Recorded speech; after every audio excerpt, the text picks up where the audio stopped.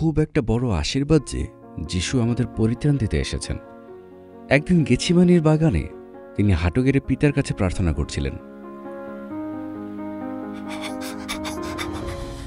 তখন তার ঘাম যেন রক্তের ঘন ফোঁটার মতো হয়ে পড়ছিল। সময় ঘনিয়ে আসছিল ঈশ্বর পুত্রকে ধরে নিয়ে যাওয়া হবে।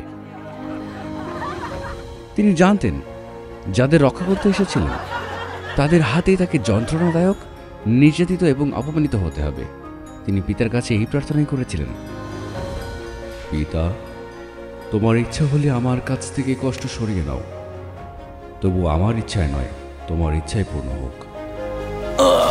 আমাদের শাস্তি, আমাদের কষ্ট, আমাদের আঘাত, লজ্জা সবকিছু তিনি নিজে গ্রহণ করেছিলেন।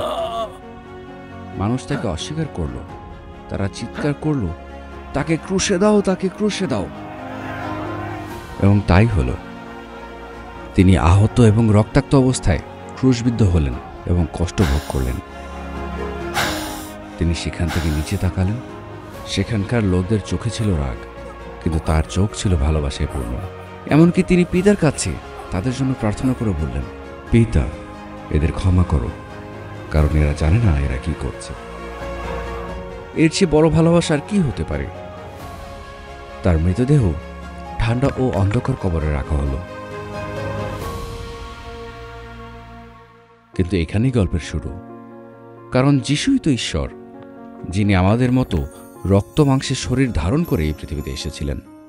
মানবপুত্র, যিনি সম্পূর্ণ নিষ্পাপ জীবনযাপন করলেন, মৃত্যুকে জয় করে জীবিত হলেন এবং আমাদের পরিত্রাণ দিলেন। তিনি আমাদের জন্য একটাই নির্দেশনা রেখে গেলেন, নির্ভয়ে এই মহৎ কাজের সুসংবাদ যেন সকলের কাছে পৌঁছে দেওয়া হয়।